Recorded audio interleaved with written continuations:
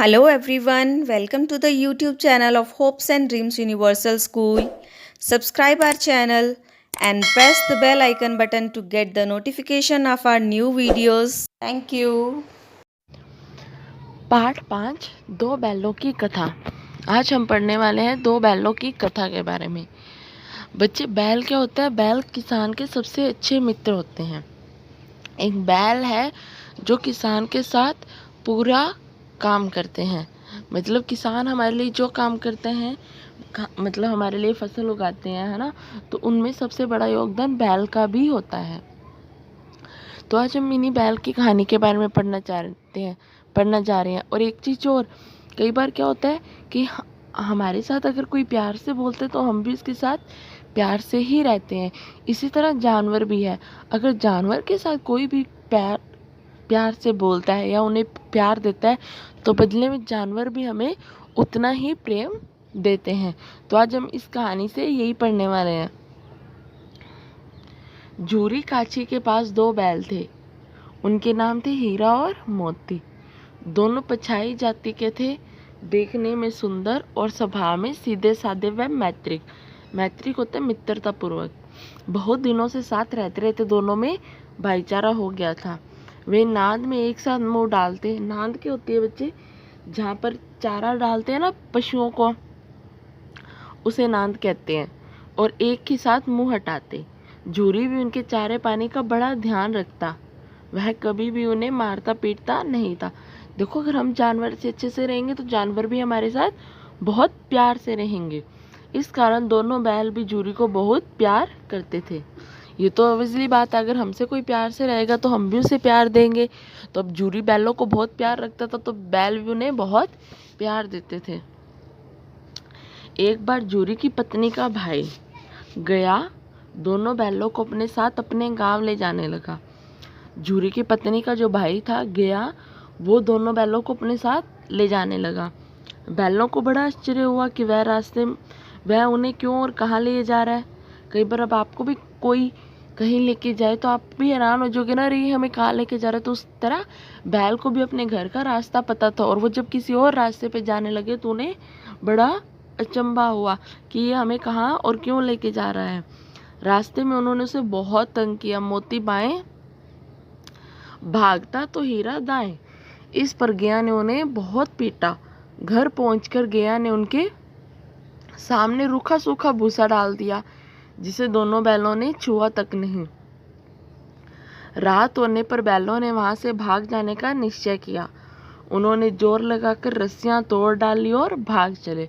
अब वो उन्हें मारता था, पीटता था, और उन्हें खाना भी रूखा सूखा दिया था, तो वो वैसे थोड़ी रहते, इसलिए वहां पर से भाग गए। सुबह उठकर जब झूरी ने उन्हें थान पर खड़े देखा। थान क्या होता है? जहाँ पर पशुओं को रखा जाता है। और वो सुबह तक कहाँ पहुँच चुके थे? झूरी के पास। तो झूरी ने उन्हें वहाँ देखा तो वो सब कुछ समझ गया और प्यार से उन पर हाथ फेरने लगा। परंतु झूरी की पत्नी जल भुन गई। मतलब वो तो परेशान हो गई कि अरे मेरे भाई को दिए थे और ये वापस आ गए। उसने उनके सामने रूखा सूखा भूसा डाल दिया। फिर भी वो खुश थे। अब जहाँ पर हम लोग, अगर हम अपनी मनपसंद जगह पर आ जाए, जहाँ पर हमें प्यार मिलता है, अगर हम वहाँ पर आ जाए तो हम वहाँ पर थोड़ा बहुत खाकर भी खुश रह जाते हैं। इसलिए जब झूरी की पत्नी उन्होंने रूखा सूखा डाला तो वो वहाँ पर भी खुश थे। अगले दिन गया फिर आया। इस बार वह बैलों को गाड़ी में जोत कर ले चला। रास्ते में मोती की इच्छा हुई कि गाड़ी गड्ढे में ढकेल दे, परंतु हीरा समझदार था। उसने गाड़ी संभाल ली और जैसे तैसे गया के घर पहुंच गए। अब क्या किया? हीरा ने सोचा कि इसको गाड़ी को गड्ढे में डाल देता हूँ, पर इससे हीरा और मोती की परेशानी कम नहीं होने वाली थी। इसलिए हीरा समझदार था, उसने मोती को ये करने से रोक दिया। अब गया ने उनसे बहुत सख्त काम लेना शुरू किया। वह उन्हें दिन भर हल में जोतता और जब तक उन्हें मारता पीटता। वे लाचार निगाहों से एक दूसरे को देखते। क्या वो सारा दिन को खेतों में जोतता और फिर घर आकर उनको पीटता भी और खाने को भी कुछ नहीं देता। गया के घर में एक छोटी लड़की थी। वह बैलों की दुर्दशा देखती तो उसे बहुत बुरा लगता। वह रात को चुपके से उन्हें रोटी खिलाती। दोनों बैल उनके प्यार के आगे अपमान और मार भूल जाते। एक दिन मोती रस्सी तोड़ने का प्रयास कर रहा था। उनके दिगया के घर में एक लड़की थी जो उन्हें प्यार से खाना खिलाती थी, रोटी खिलाती थी।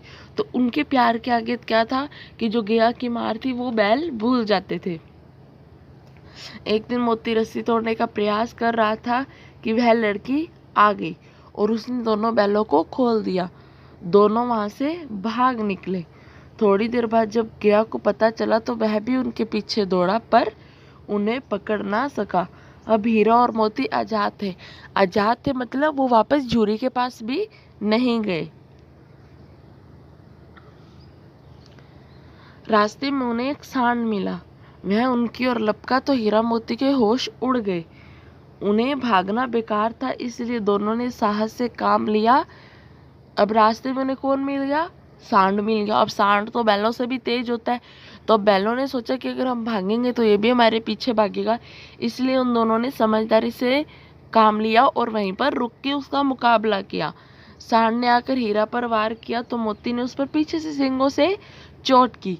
सांड घबराया, वह किसी एक को तो मारकर कचुम्बर निकाल देता, परंतु यहाँ पर तो दो थे। दोनों की मार से घबराकर सांड भाग निकला। अब क्या था कि वहां पर अब उन्होंने सांड को देखा। अगर वो चाहते तो वहां से भाग जाते, पर उन्होंने सोचा कि अगर भागेंगे तो ये सांड हमारे पीछे आ जाएगा, इसलिए दोनों ने उसका मुकाबला करने का सोचा। तो सांड ने जैसे हीरा पर वार किया, मोती ने पलट के सांड के पीछे से मार दिया। अब एक सांड एक बैल को तो कचुम्बर बना देता, पर दो थे तो वो घबराकर भाग गया। मोती कुछ दूर तक उसके पीछे दौड़ा, परंतु हीरा ने उसे दूर नहीं जाने दिया। दोनों बड़े प्रसन्न थे। आगे चले तो रास्ते में मटर का खेत दिखाई दिया। भूख तो लग ही रही थी। हरी भरी मटर देखकर उनकी भूख और भी तेज हो गई। वे खेत में घुस गए और मटर खाने लगे। अभी पेट भरा भी ना था कि खेत के रखवाले ने उन्हें देख लिया। उसने उन्हें चारों ओर से घेर कर पकड़ लिया और कांजी होंस में बंद कर दिया। कांजी होंस क्या होता है बेटा? जहाँ पर जानवरों को पकड़कर रखा जाता है। हीरा और मोती ने देखा कि कांजी होंस में और भी कई जानवर थे। भैंसे, घोड़े, गधे आदि, सभी कमजोर और दुबले पतले। वहाँ किसी के लिए न चारे का प्रबंध था और न पानी का। यहाँ कहाँ फंसे, उन्होंने सोचा। अब कांजी उसमें जो जानवर थे वो दुबले पतले थे, क्योंकि वहाँ पर उन्हें अच्छे से खाना नहीं मिल पा रहा था। इसलिए बैलों ने सोचा कि अब यहाँ पर कहाँ फंस चुके हैं हम। रात हुई। मोती ने हीरा से कहा, अगर दीवार तोड़ दी जाए तो बाहर निकलना आसान हो जाएगा। उसने सींगों से दीवार गिराने का प्रयत्न किया। 2-4 चोटों में ही थोड़ी सी दीवार गिर गई। उसका उत्साह बढ़ा तो उसने और जोर से चोटें लगानी शुरू की।